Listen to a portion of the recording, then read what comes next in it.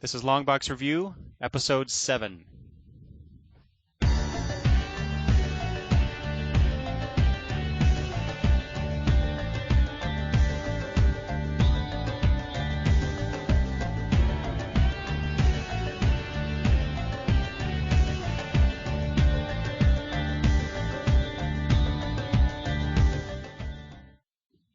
Hi, this is Eric from Longbox Review at longboxreview.wordpress.com. And with us again is Travis. Okay. Just let you know that sentence just drug out forever for me. I don't know. The reverb.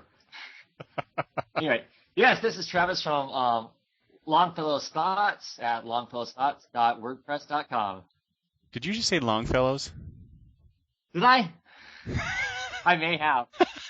I'm tired. Why don't you say that again? We don't want to confuse people. You talk about comics, not the poet. Is that right? Oh, yeah. You know what? Actually, I don't like Longfellow, but... Oh, really? Yes. Okay. Yes, this is Travis at Oddfellow's Thoughts at oddfellowsthoughts.wordpress.com. All right. Today we're going to talk about a few things. We're going to start off with some Fan Expo news coming out of Canada. And then Travis and I wanted to talk about some of the last DC Comics issues from the, I don't know, what do you call it, the old universe? Yes. Yeah. I guess. And then hopefully we'll get to talk about some new Marvel comics that have just come out. We'll see how it goes, how much time we spend. But let's start off with the Fan Expo news. Yesterday, Travis and I talked about the news that the Justice Society of America will be returning to the new DC universe. Yay! Do you think that maybe DC has... Do you think that they had planned this all along, or they just kind of put it up to the forefront and announced it yesterday because of the fan response to the JSA not being part of the new 52? Unfortunately, I think it's the latter. I think that they, I'm sure at some point they were going to bring them back this fast. Yeah, I don't know. And it worries me that I think this is a knee-jerk reaction. To me, it doesn't feel planned. I don't know. Maybe it is, but to me it doesn't feel planned, and it scares me. I get excited about this whole new DC universe thing. And then they do stuff like this that makes me go, oh, are they really going to stay on board? Are they really going to have the single message, the new, everything's new? Or are we going to start flaking out? And to me, I'll get this comic. I'm sure I will. But are they flaking out by doing this? I don't know. Now, what do you mean by flaking out? This gets, well, what I mean by flaking out, just that they're like, they had an original plan. They're going to stick with these 52, at least for 6 months or whatever, hell or high water. And, then of course they get to San Diego Comic-Con and the whole message gets railroaded by the gender in comics issues.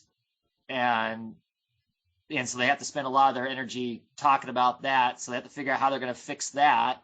And then there's all this uproar about all these characters that they have just disappeared or fell off the map that they have no intention of using or whatever. It sounds like, and now suddenly they're all going to start showing up again. I don't know. Does that seem like a plan to you? Well, I think that, well, at the very least, I mean, they were going to consider it. So it's just a matter of when they would roll it out again, because they know that the JSA titles have been very popular over the last few years. Uh-huh. And the characters too, and they have a legacy that they want to maintain with those characters. Although I sometimes want to question that as to why they do that. I Right. love those characters. I fell in love with the Justice Society characters, when I first started collecting comics and I found out about this whole multiverse thing. I'm like, what? What is this? What is Earth 2 and all this craziness? And then they started doing Sure. Not started, but they did the annual JLA JSA Right. thing. And it's like, this is really awesome. I love this stuff. Yeah. So obviously there's an appeal there. So I think it was just a matter of time. It's just why? Yeah, exactly. Why announce this now? Is it, like you say, a knee-jerk reaction to the fan stuff? But then again, how is that really a bad thing? That, if let's assume for a moment that they did this because of the fan reaction. How, is that really a bad thing that the company is listening to the fans and the people No, who are supporting their product? no, I'm not saying that. I just hope that. Of course, they haven't told us when it's coming out, so Right. it could be 6, 8 months before we actually see the thing. Mm-hmm. Or longer. I just hope, right. I just hope that it is well planned out before it starts being executed. If all this other stuff has supposedly been all well planned out, so everybody's on the same page, we're not dipping our toes back into all the old that we've supposedly gotten, not necessarily gotten rid of, but moved away from. We shouldn't be immediately moving back into it. I don't know. I don't have a problem with the multiverse. I love it. I collected every issue of the original Infinity Inc. and it was all set in, the other, Earth 2 and whatnot. Mm-hmm. But I don't know. If you're trying to clean up your universe, which is what it feels kind of like what this whole relaunch is about, right? Mm-hmm. Doesn't that almost immediately start muddying the waters again? I mean, Yeah. I know you said on Twitter, oh, it's cake. Yeah, it's cake for you and me, but is it cake introduced to new people? I mean, yeah, you can just accept, oh, there's multiple universes out there. Oh, okay. But at the same time, then you start getting a bunch of magazines, a bunch of books running where you've got the same characters, kind of, running in two universes. You've got this old-timey Flash and this old-timey Green Lantern. Of course, we don't know what characters. I love love how you say old-timey. Well, and then you've got these supposed modern and up-to-date 90s versions of the characters. Mm-hmm. Doesn't it get reconfusing all over again? Yeah, I don't think it's as confusing as you might think. Maybe a little bit, but I just think what it's doing is it's reintroducing the things that they felt to me like some of the stuff they were trying to trim out. Besides making everybody younger. Yes, you're right. Okay. But I think setting the JSA on Earth 2 is less confusing than where they're at right now. Well, yeah, I think so. I mean, so you have to start the premise of they want the JLA to be the premier team of the regular DC universe. Yep. So you can't have heroes before them. The JSA cannot exist on whatever Earth is this new Earth? I don't know. Whatever the Earth is. So you can't have these heroes before them. But so you have the multiverse, you have the JSA on Earth 2. So you appeal to the people who love the JSA. They can still have those characters. You can still have these cross-dimensional team-ups like we used to have back in the 60s and 70s. So that old fans would like that as well. And because they're on different Earths, they're somewhat segregated, and so the people like us who like those characters and like to see maybe some interactions between the two universes, we get that.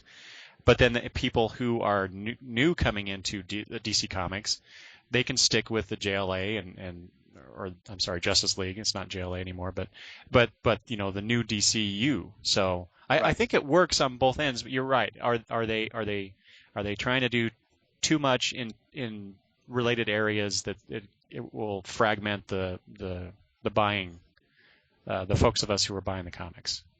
I don't know. For me, it leaves me with the feeling, and I don't know if it matters to the comic book reading world at large, it leaves me with the feeling that this isn't as organized as what it, Well, there's bound to be a certain amount of chaos in all of this, no matter how well they plan it out. They are, like I said, they seem to be listening to the fans and reacting to that, which is a good thing to a certain degree, and possibly, they might. I think what you're suggesting is that they're kind of regressing in their plan, the public plan of what they're doing, and maybe a little bit, but in this case, I wholeheartedly support it. Sure. Okay. That's fine too. I just wish they would get a better spokesperson to relay that to us than what happens. Was that from Didio, that news? I don't know. I don't know who. I tried looking it up and I didn't find it. I just happened. What I heard about it first was I happened to be looking at the DC's, the source, and it said, oh, hey, this, the JSA is coming back, but it's coming back in some new way, and then later on in the day, I that's when I heard that they were going to be in a completely different reality. Now, granted, we don't, like I said before, we don't know when this released. Would this make more sense to come out after the supposed Grant Morrison multiverse book comes out? The Multiversity Project. Ooh, that's a good Yeah. idea. I like Wouldn't that. it make more sense coming after that? But See, I don't think what it I will. was thinking was that so the Justice League comes out this week, right?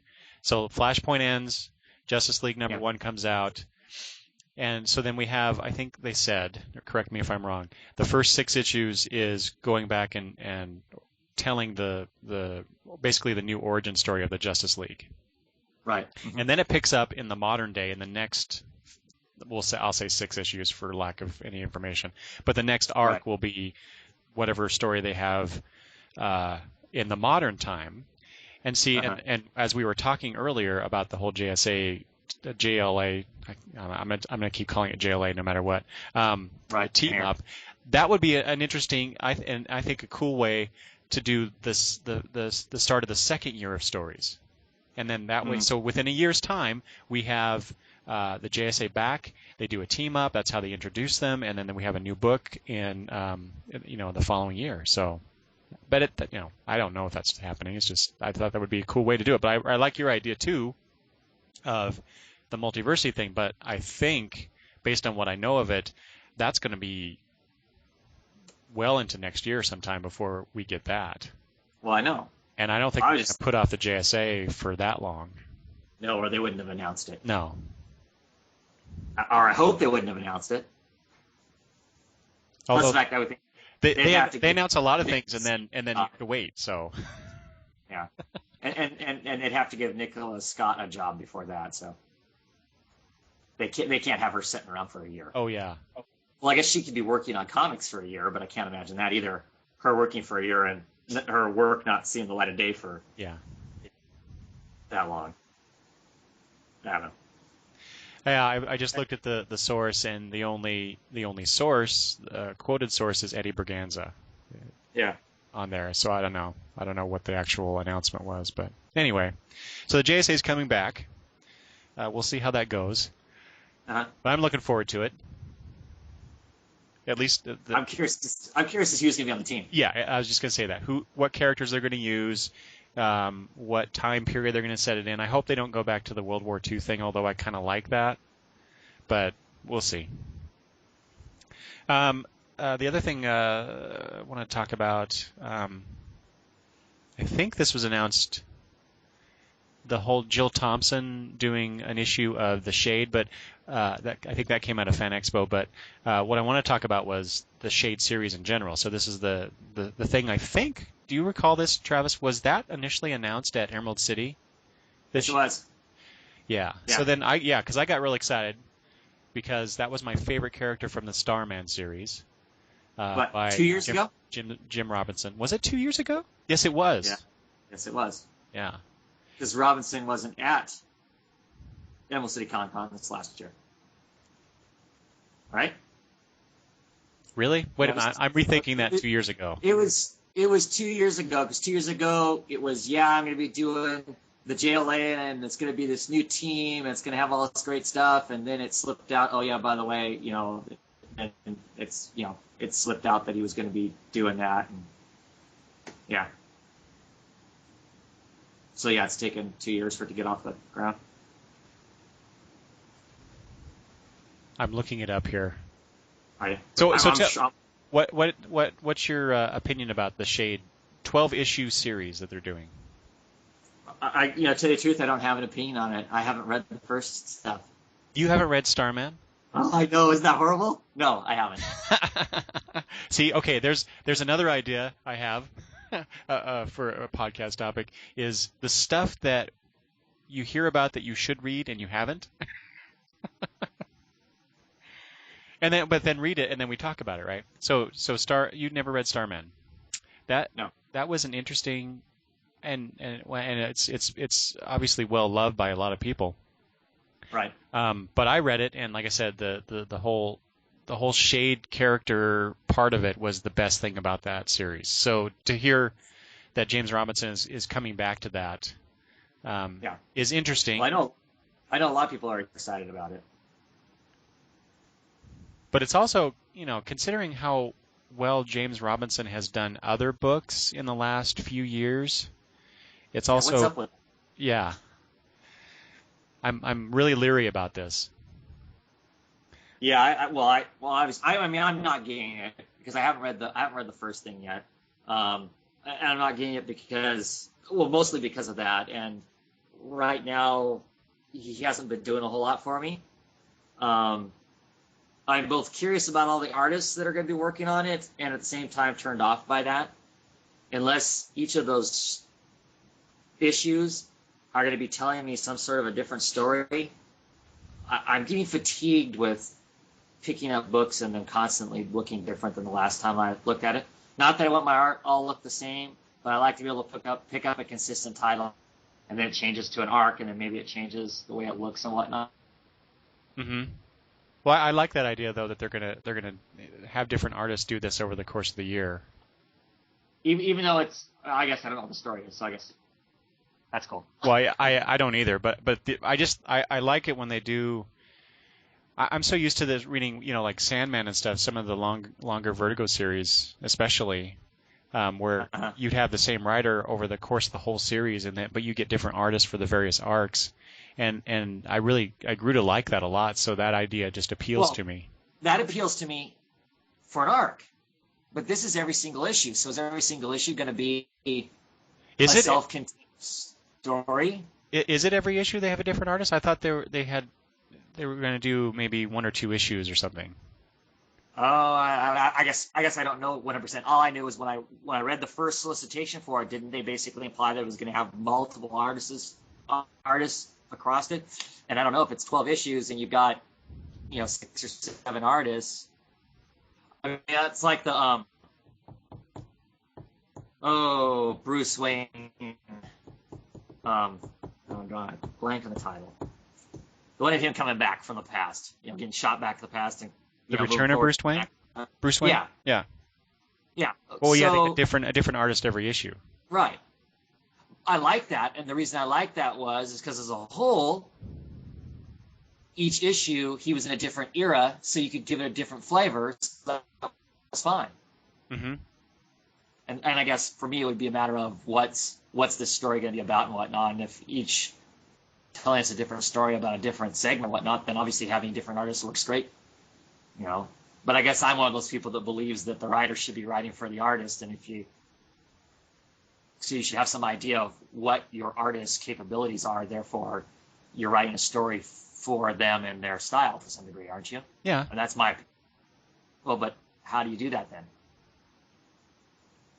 If you're trying to tell a single story over a 6 or 12 issues or whatever, and every issue you've got a different, or every couple issues you've got a different person with a different style doing it. I don't know.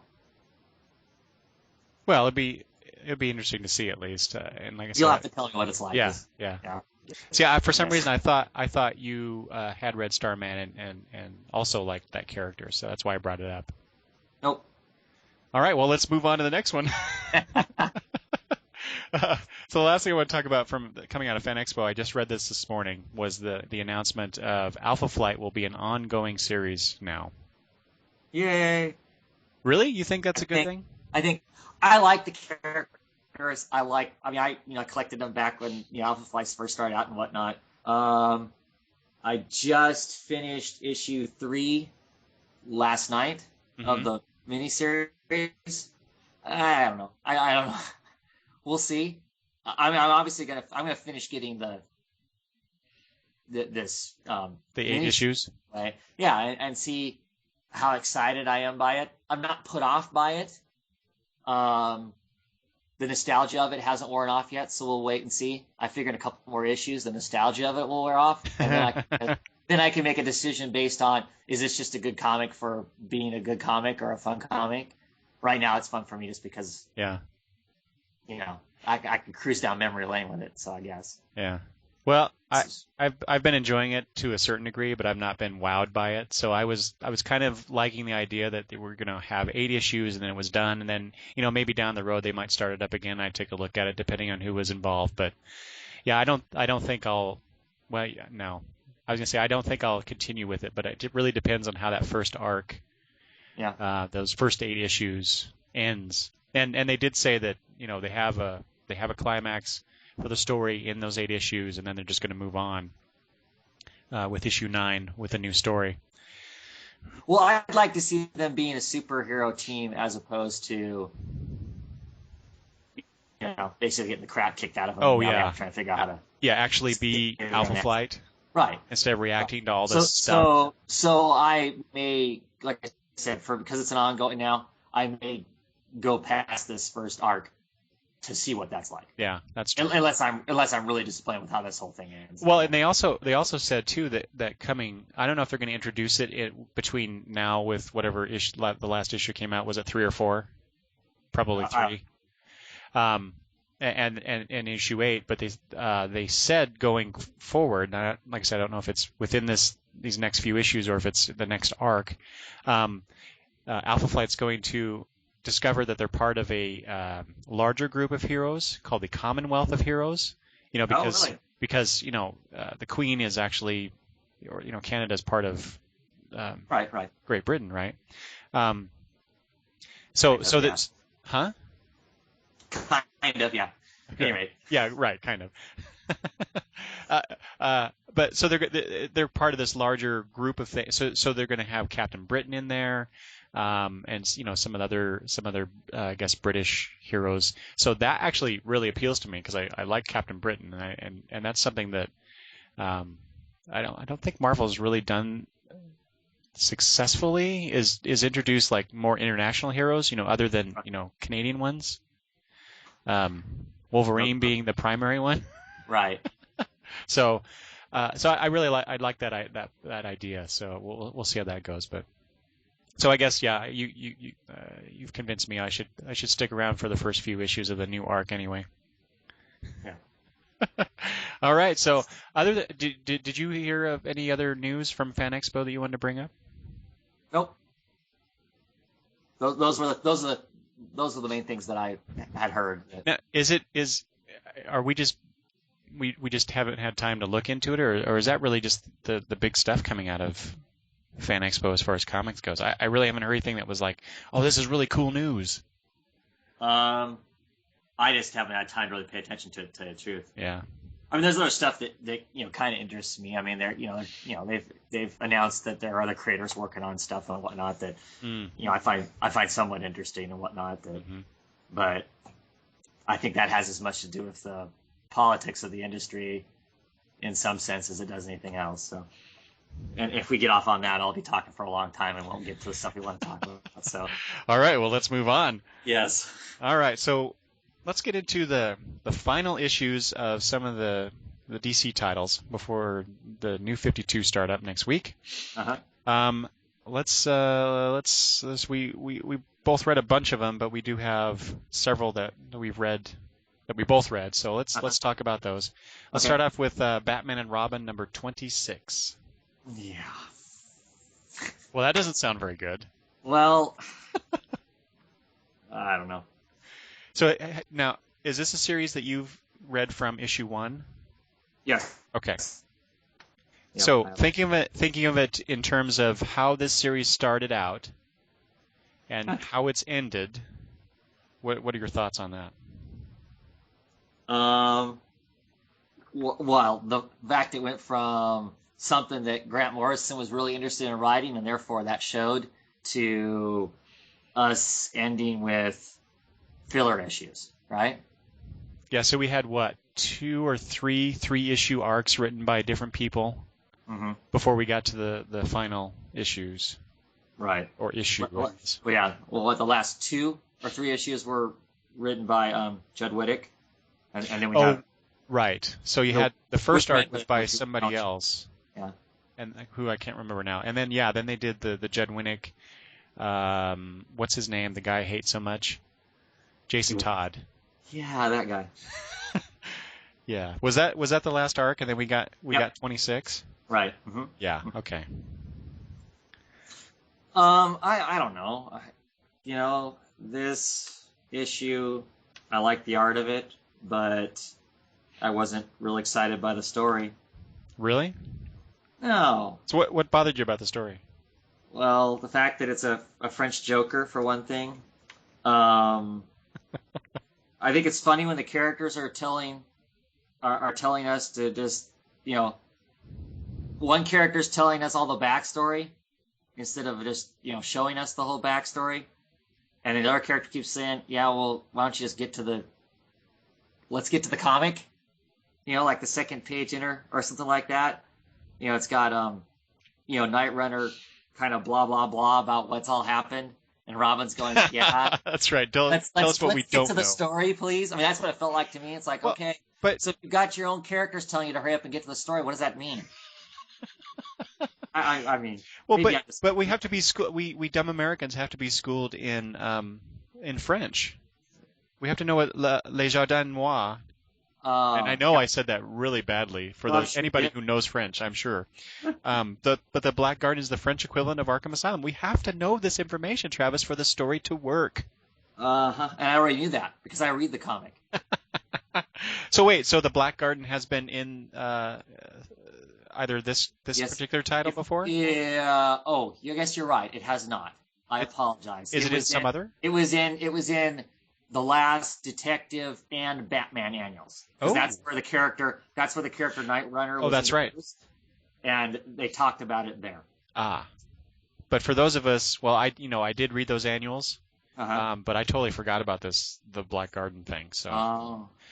But I agree with you 100%. When you got a character telling the other characters, can we move on with this? We don't need this information. Yeah, that's bad story. Did you really need to know that it was the equivalent of Arkham Asylum? Heck, as soon as they actually tell you what these characters or show you what the characters could do, it's pretty obvious that that's a prison that holds some pretty you're right. scary individuals. It was I like the villains. Telling, not showing. I like the villains, except for the guy at the end. The man who laughs. Yes, the man who laughs. But it's an homage. The Santa Man, yeah. And what does he say himself? He says. Yeah. I never said my father was a particularly original thinker. Perhaps I'm only an imitation, an homage. Call it what you will. Yeah, I liked it. And I liked him up until that point. Well, I love him throwing the orange, for instance, and looking like that picture and whatnot. I like all that. I thought this was us. I thought those parts of it were smart, but there's other parts in it that are just kind of were spoon fed and make me frustrated. Yeah, I agree. It was a lot of telling, not showing. A lot of word vomit, if you will. Yeah. But back to the Joker homage. Part of the problem I had with that, and maybe this is not a fair comparison, because they're totally two different titles, although they're Batman related. But you have this guy who is the French Joker, whatever. Right. But then in the Batman Flashpoint miniseries, you have yet another Joker character, and I don't want to say exactly. The Rocks. Yeah, it was awesome. That was an awesome. That's probably my favorite Flashpoint tie-in series out of all the ones I've read. Mm-hmm. For what they did with that and the characters especially. Right. So I don't want to say too much about that in case someone hasn't read it, but sure. But you have these two Joker imitations. And so it kind of, while I enjoy the fact that this character even points out, oh yeah, I'm an imitation, so what? Yeah. But because I guess because I read both of those series relatively in the same time frame, it was less of this new character has less of an impact. Not to mention the fact that he's just a throwaway character for the final issue of a series, and we'll probably, well, I don't know. I was gonna say we probably won't see him again, but who knows? Yeah. Yeah. Well, and these are all edited by the same people. Mm-hmm. So there should be, under the Batman blanket, there should be some consistency in all that, I guess. Well, yeah, I would hope so, but yeah. But I don't consider in the Flashpoint title, I don't consider that character to be that Joker to be a imitation or whatever. There's a difference. I don't think it's fair to compare the two. But they're both Joker characters and have similar modus operandi. I suppose. Or maybe I don't think it's fair to compare the two because they're light years apart from each other. Right? Well, That's the origins of them, yeah. Yeah. Yeah. Well, and in fact, this is a digression, but and for those who haven't read the Batman Flashpoint, go read it. Oh my God, yes. I find the Flashpoint Joker to be a much more interesting character because of how that character was created. Yes. Than anything I've ever seen of our our normal Joker. For sure. So, but then again, I don't think that would last in long-term continuity. I don't think that character would be able to. The appeal of the character, I don't think would be maintained as well as our Joker has. So once we got past the shock value of it, we'd lose the appeal. I don't know. But it depends on the writer, but I think you can continue to tell some really interesting stories that grab much more on a personal level than the Joker of Norm. Yes, I agree. I mean, it takes a lot more effort to make there to be some sort of an investment in, our normal Joker. So you couldn't really do this, but I was just thinking about this just now. If you could have our Batman, Bruce Wayne as Batman, and have that person that we're talking about who is the Joker, could you imagine the story potential? Oh, yeah. That would be awesome. Yeah, it'd be twisted. It would be really twisted. Very twisted. Okay. So what do you think about these French Arkham Asylum characters that we got, besides the Joker one? Do you think that any of these characters have any kind of long-lasting appeal with us, the readers? Doubtful. I like the what's his name? Skin Talker. That's kind of an interesting. His look was interesting. He was interesting. That's something that I could see there being some fun with, especially as a Batman villain. Oh yeah. Yeah. The other is the woman with the hand that turns things to crystal. Nah, right. I don't think that's going anywhere. Right. The guy that can do the illusions. We've seen that before. Really? Is that it? Is that basically it? There's basically no. There's the guy who's got the crystal head. Oh, yeah, that's right. The lover of the lady who turns things to crystal. Oh, yeah, that's right. She turned his head to crystal. Id, I think is what his name was. Yeah. Mm-hmm. And he yes. Both secretes the pheromones or whatever, and yeah. I don't know. But yeah, I think you're right. Not to say that somebody can't take those characters and make something more of them. I'll be surprised if we see them anymore. So what I was trying to get at though was a lot of this is just throwaway. A lot of the story is throwaway. They for some reason they wanted to end it with another issue. A single issue. Why couldn't they have just ended it? After the Jed Winnick run. Or had they I'm sure they announced the new 52 by then. So I can't remember. Yeah. I can't remember if I saw this cover because the cover interested me. I can't remember if I saw this cover before we knew the 52 was coming or not. Mm-hmm. Yeah. So anyway, the reason I got it was just I stuck with it, the title, finishing the collection out. Yeah. Yeah, to finish it out, and then I saw the cover too, and I'm like, well, that's interesting looking. Let's see how it goes, and then the thought of, well, yeah, there's a lot of these that are all of them are ending. So why not stick around with a few of them? And this is one I chose just to see how it would go. See what the swan song was. Yeah. Exactly. So as far as a swan song, it wasn't much of a song, was it? It was more of a screech. It was a dud. Although I have to admit, at the very end when you get to the reveal of what this French Joker did to his father, that's pretty awesome. That was pretty cool. And then I really liked, and I have to admit, I'm dumb sometimes. Having been an English major in college, you think I would pick up on this stuff a lot sooner, but I did not. The whole Dada thing at the end. Oh yeah. I got to that last page. I'm like, oh my hilarious. God, that's so funny. And then I thought, well, you idiot, why didn't you pick up on that from the first page? Right. First word, Dada. And yeah. I mean, they told you the ending at the very first. Smart, but I picked up on it immediately because I knew it had to do with France. But anyway. Yeah, see, exactly. So it's French. You got the cover. Yeah. I Well, there's it totally smart things went in over this. my head. That's it. There's smart things in this book. Yeah. And I like David Hein as a writer, actually. Mhm. I've read lots of his stuff that I enjoy quite well. And like I said, there's smart stuff in this book. But it didn't get executed completely well. There are bits and pieces of it that obviously, like my complaints about the fact that they spend the first page telling us a whole bunch of stuff instead of just having the comic and whatnot. But yeah, so I want to like it, but I don't. All right, let's go to the next one. Batgirl 24. Cry. Cry, cry, cried, cry. Oh, my God. now here is a swan song that was a complete success. I think It was as a final issue. Fantastic. Holy cows! Although I have an issue with the ending, but we'll get to that. But it was a great cap to what I thought was a fantastic series written by Brian Q. Miller and then the various artists, Lee Garbett, Dustin Nguyen, and my favorite, Perez.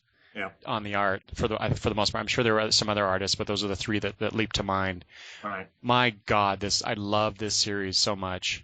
Yep. And it was one of those wonderful pleasures to discover it, midway through essentially. And then I fell in love with it so much I had to go buy all the back issues, even though I bought the first trade. I went back and got all the back issues and have just been enjoying the hell out of this. Mm-hmm. Mm-hmm. And you have this great cover featuring, I think, every major character that's appeared in the series. So some of them I don't recognize. I have to go back and read it, but you get all these characters. It's just a great, like I said, it's a great cap on what it was a fantastic series and a great Batgirl. Stephanie Brown as Batgirl has been wonderful, and I think has probably been, and no offense to, I know there's a lot of fans out there, and I know you were a fan of the previous version of Batgirl, whose name escapes me right now. Cassandra Cain. Yes, Cassandra Cain. There's a lot of Cassandra Cain fans out there, but I was definitely one of them. My money is on Stephanie Brown as far as the best Batgirl I've seen, probably at all, even more than Barbara Gordon. Well, this Batgirl and the last Batgirl are so different from each other. Mm-hmm. Now, see, I bought issue number 1 of Batgirl, this version of Batgirl when it came out, because I wanted to figure out what the hell happened to Cassandra Cain. And I read that first issue, and I was so pissed. I remember that she just drops her costume and freaking walks off, and that's the end of it. Yeah. That I'm like, screw this. I'm gonna be one of those consumers that speaks with their money. I'm not buying this damn title because it was BS for them just to, get rid of a very interesting character who filled a lot of niches that the DC universe is woefully missing in, and replacing it with yet another blonde white girl. Granted, she's a girl because it can't be anything but that, being Batgirl, but still, I was very, very irritated, and so didn't pick it up for the longest time. And then me and my son decided to pick it up when we got tired of reading Legion, and it was like, I kept hearing it was pretty good, so we decided we'll get it. And oh man, as soon as we started reading it, was like, wow, we really screwed up not getting this. And so it was a mad dash to go back and pick up all the old stuff and whatnot. I agree with you. It's such a great book. It's Brian Q. Miller does such an awesome job of making her so charming and so genuine of a character and relatable. I think for anybody, it doesn't matter whether you're a girl or a guy or whatever. Great. I mean, a real bummer that it got shut down. Yeah. And is getting replaced. Nothing against Gail Simone. I think Gail Simone's a great writer. I will be getting the new Batgirl because Gail's on it, and I'll also be getting the new Batgirl because, shame on me once for a new Batgirl title and me getting pissy about it. I'm not going to do that again. I'm going to give the next one a shot because, it may be great and wonderful too. Won't be this. And they've said that they're going to bring, Stephanie Brown is coming into the the new DC universe, but I have spoiler. Sure, as spoiler, I don't think that matters so much. Yeah, something about her is Batgirl, and that's part of her thing. But there's still enough of her personality that it doesn't matter to me what costume she's wearing. Mm-hmm. But my concern is the next writer going to be able to write this girl as awesome as Miller has? No. And that's going to be the shame. Because if whoever else is writing her doesn't bring this charm along with her, I won't have the same interest in the character, I don't think. Exactly. I don't think that. I would like to think that any character can be written well given a good writer. Sure. But Brian Q. Miller has put such a, I won't say indelible, but very close to that stamp on this character that it's going to be really hard for me to accept somebody else writing it. Unlike, just almost every other Tom, Dick, and Harry can write Batman. Not necessarily well, but a lot of people can write Batman. I can't really see that going here. But maybe it's just because I'm so in love with this title, this character, Brian Q. Miller's rendition of her, and everything that goes on with it. Right now it's just really hard for me to see past that. Well, I think if any other writer that's going to write it, you keep a key to her being what she is. If they keep those things moving forward, I think the character will still be there. I don't know that she obviously is good. If they keep some of the charm about her, and I think there are lots of writers that can probably do that, she will still be an enjoyable character. It depends if they are imitating Miller or taking that and moving it forward. If they're just going to imitate him, then that won't work. Right. Well, sure. But she has a sense of humor, and the whole inside-outside voice thing. Those are things I think that need to carry over into wherever the character goes. If you're writing the character from her perspective, if you drop those things, don't you lose the character? To me, anyway, it feels like those are central parts to her being who she is. Yes, that's true. So if you suddenly don't have that monologue going on, you've lost the character, I think. Mm-hmm. Yeah. So it'll be interesting. Yeah. Well, and so I don't think they're going to write any more books with her being from her perspective for any great amount of time. No. She's going to end up in a book with a bunch of other people or whatever is what's going to happen, right? Mm-hmm. Yep. So, but with her coming back as spoiler, I like to think that perhaps, because with Barbara Gordon still having been incapacitated by the Joker, right, for a while, maybe that's where we get Steph as Batgirl for a short period, or Cassandra. I don't know, but I like to think maybe Steph did step into the Batgirl costume for a little bit. Well, right. And so we kind of have these stories. Who knows? But it'll be curious to see. It'll be curious to see if they answer that. That's one of the reasons I'm getting the next Batgirl. I'm curious to see if they answer. I mean, they did answer. Yeah. They did answer Cassandra Cain, shucking the costume, and they even answered it further later on in the Road Home comics. Mm-hmm. And have you read that one yet? Have you gotten that? Yes. Yeah. Where it further explains that basically Cassandra Cain was following instructions from Bruce as to what was supposed to happen with the.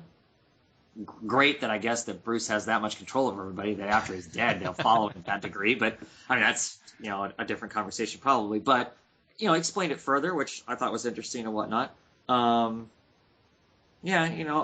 hope so. I'm curious to see if in the next title they explain if Stephanie was Batgirl for any period of time, mm-hmm. how come it is that she gave the mantle up to give it back to the original. Other than I can see why you might do that. But I hope if they do and they show us that, they show her giving it back, that I hope Gail writes that with some level of sensitivity because obviously being Batgirl means a lot to Stephanie. Yeah. Yeah. Well, if anybody can do it well, I think it's Gail. Well, yeah. Yeah. So I wanted to ask you about this. So basically the first part of the story is just Steph and her dad, the Clue Master, talking, and we find out he's been kind of behind some things that's been going on in these latest issues. And then he exposes her to the Black Mercy, which is that alien flower that we first saw in the oh gosh, was it a Superman annual I think so. written by Alan Moore? Yeah. That classic. Yeah. And then they also adapted it for the Justice League, I think Unlimited series, which was an awesome story. So we get this alien flower, and she gets exposed to it. She gets dosed. Which that's basically that's the setup for the end of this thing. And then she wakes up in the hospital. So and then she has a conversation with her mom, and we get a nice little resolution to that whole thing. Right. Robin, Damien sees her from the window, or she sees him from the window, and he salutes her. I'm like, awesome. Which, okay, we'll come back to that because there's something I want to say about that. Okay. Other than that, freaked me out a little bit. Really? Well, I'll come back to it just a second. And then, and then she has a nice conversation with Barbara, and considering how the series started with both of them as a team, right. That was a nice thing. And then we get these great splash pages. Yeah. Of the adventures of Stephanie with other folks while under the influence of the Black Mercy. So she lived this life all the way through college graduation, having a kid, and then all these other different incarnations of where she could have been. Because obviously, the whole fantasy one and were there lanterns, for instance? Mm-hmm. Yeah. Well, see, I kind of read that as sort of sequential. You think so? Yeah. I guess it could have been, yeah. But then you get to that last splash page, which it looks like her as an older character, but then it looks like somebody else in the Batgirl. So maybe it is. Maybe it's just alternate realities that she was experiencing throughout. But up to a point, I read it as sort of sequential. Well, I think even that last page is probably sequential. It could be. She's moved on to being the next Nightwing, and right, and then, oh yeah, yeah. I had somebody else that way. She's helping somebody else take on the Batgirl, and maybe it's. I mean, well, the one where it shows her and presumably her kid, is that that's a boy? Yeah, it's a boy. Because at first I thought, well, maybe that's her daughter there as Batgirl, which would be kind of a nice way to end that. But yeah, you get these great splash pages, and then this conversation with Barbara, and then she goes off into the sunset. Right. And it's very emotional for me anyway. A very emotional way to end this, considering how much I just fell in love with this character in this title. So it was awesome. Oh yeah, it was very awesome. And I wanted to bring up. So I tweeted to Brian Q. Miller that I can't remember if I actually said him or not. But anyway, or tweeted him directly or not. But I said something about I keep putting it off. I keep putting off reading this last issue because I don't want the title to end. And he responded with, "Pull the Band-Aid." Pull the Band-Aid. Yep. But by the time I'd read that, I already had, and thought it was great.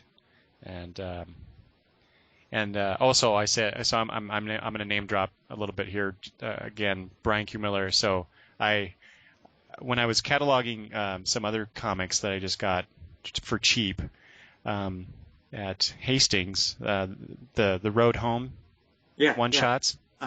So I got some of those and realized, I don't have all of them. I'm still missing two. And one of them is the Batgirl one-shot featuring Brian Q. Miller as writer, of course, and Perry Perez on the art. I'm like, so I tweeted that. I said, how do I not have this comic? Because it's featuring the two creators on this title that I really love. And he tweeted back. I don't know if you saw this, but he tweeted back, and I love this love him for this. He said, if I had a copy, if I still had a copy, I'd send you one. I thought that was really awesome. Yeah. No, I didn't catch that. I normally catch most of those things, but no, I caught that one. That's cool. Oh, it was. I love the guy. Whatever he writes now for comics, I'm going to pick it up. Yeah, see, that's kind of where I'm at too. Until he proves something wrong. Oh, right. But yeah, but in my mind right now, he's like Gail Simone. Now, see, he wrote. Correct me if I'm wrong. He wrote. Hate to say it, The Stupid Show. What was it? The superhero show. Didn't he write a bunch? Superhero. Smallville.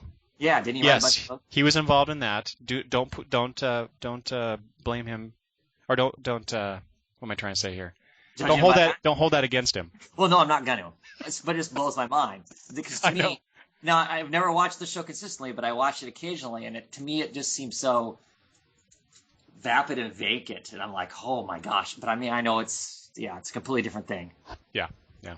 You know. Yeah, well, he's definitely proven, at least on this title, at least he is a good comic book writer. Yeah. And I'm looking forward to him trying something else, something besides Steph Brown as Batgirl. So, and I know he's got some things in the works, but he hasn't. There's been no announcements, so Right. it'll be nice to see what that is actually. Before we move on, I wanted to ask you this, and I mentioned before the whole Damien thing, saluting her, get me out. So you go along here in the story, and Steph passes out from being exposed to Black Mercy, Right. and then she wakes up, Mhm. and this is the scene where her mom is there at the hospital, and they have that nice conversation. So you're reading along. And like, oh, that's really sweet. You know, she actually, you know, it's one of those things where it's like, oh, real easy resolution to this problem. But I understand why they want to do it this way because it's the last issue and all this. So I'm kind of Right. forgiving of losing that dramatic tension of her being exposed, and then suddenly it's the problem's resolved. And so I'm reading along, and then that's when I get to Damien and her saluting her, and I think, wait a minute. Maybe she's still dosed. She's still dosed. Yeah. And so I'm reading along, and so she has this nice conversation with Barbara, and then we get to see what Steph's thinking about all these adventures while under the influence of Black Mercy, and that's all great. And then we get the splash pages, and there's and you can see Black Mercy somewhere. Yeah. It's either overtly there as flowers, or it's in the background as graffiti, or it's Right. It's in every splash page here. Mhm. And then you get to the end where she's talking to Barbara, and I'm thinking she's still under the influence. But having looked at this again while we were both talking about it, that scene in the hospital and the scene at the end with Barbara, there is no Black Mercy that I can see. Right. But it was when I got to Damien, and I thought, oh no, it's going to end with her being whacked on Mercy the whole rest of the issue. Exactly. So I got there, and I thought that she's still under the influence. There's no way that Damien would be that nice to her. So you think that's out of character? Well, considering the adventures that they've had in this book and others where they've teamed up, maybe not. Especially the last time they got together, where she helped him learn to Play? to learn to play. Right. So I can see that, yes, but still, the fact that he would go out of his way and salute her like that, I thought, wait a minute, there's something else going on here. And the whole reason I'm bringing this up is that me thinking that made the story a little bit less for me. Oh. But if I go with the idea that yes, she was rescued from it, the story goes up a notch for me. Yeah, So see, I didn't come away from it thinking that oh my gosh, maybe she's still dosed, because that doesn't seem out of character for Damien, for me. But then I read most of the Bat titles, and I like Damien as a character, and I thought he was he is a snot lots of times, but all of the writers have done very well at consistently, slowly making him a little more than just I'm going to be the best kick-ass assassin that there is. He's slowly becoming a little more of a human as opposed to, the monster that he originally was. And I think that, when she has where's the page? When she makes the comment that I guess Lauren Curl really can make a difference, huh? Never forget that. And then there's Damien. She made a difference to him. That's true. They hint in all the other comics that he really does care for Alfred. He really does care for Dick. It's not just a matter that they're his possessions, they're his minions. He's moved beyond that, and he does actually care for these people. Back in those comics where the bad stuff was happening, and Alfred was drowning and whatnot. He was concerned. He told his dad, "Hey, you better make sure you save Alfred back in the the road home stuff and whatnot." So I didn't think that was out of character at all. And so for me, when I read it, I was like, that's awesome. There's a little chink in his, cold persona that he actually does care what's happening to, what's happening to her and whatnot. He's moved beyond simply being competitive with her, like he still is with, he's got other issues with Cassandra Cain as the Black Bat in the Gates of Gotham comic. I don't know if you're still reading that or not, but he's real competitive with her and whatnot because he hasn't moved past what she represents. She hasn't proven herself to him. Right. I think that it's one thing that the editors, I'll say it's the editors because I don't know who else is responsible for that, have done a very good job with that character in particular throughout all the Bat books of him having slow growth and whatnot, and I think it's really interesting. Well, having now talked through this again and with you, I will choose. And I think there's evidence in the pages to support this, is that yes, she's not under the influence of the Black Mercy at the end of this book. I hope not. And that makes the story just all the more, it's bittersweet and beautiful, and a great way to end it. And say goodbye to this character, at least this incarnation of the character for now. So hey, did you read? Have you seen his script for this issue? No. Where he describes these big splash pages to the artist and what should be in it. Oh, I'll have to find that. I don't know if it's on. If you hunt back through like DC Women Kicking Ass, their Tumble page, go back through it. Somebody somewhere, and I'm pretty sure that's probably where it is. He gave this script up, at least this part of it, and described these scenes to the artist, and they're interesting.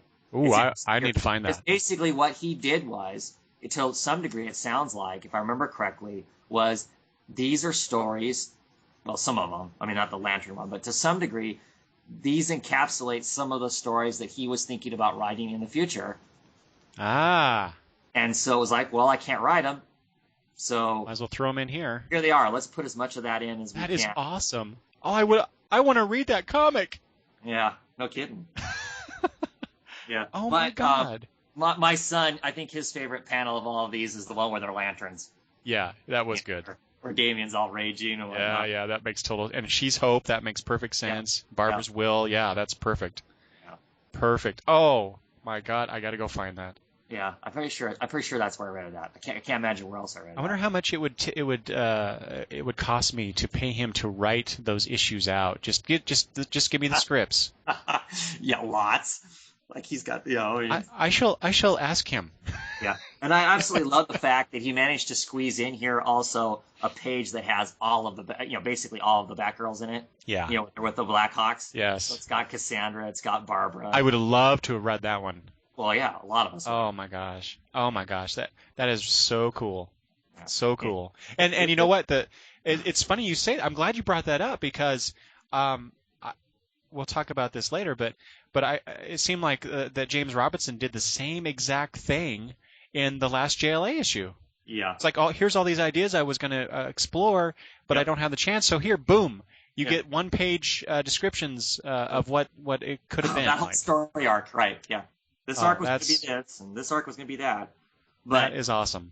In this book, though, this Batgirl book, the best ending I've ever seen of a title. I can't think of another title that's had the opportunity to actually end the book and end it as well as this. And so when we talk about the Secret Six, I've got a completely different opinion on that book than I do on this.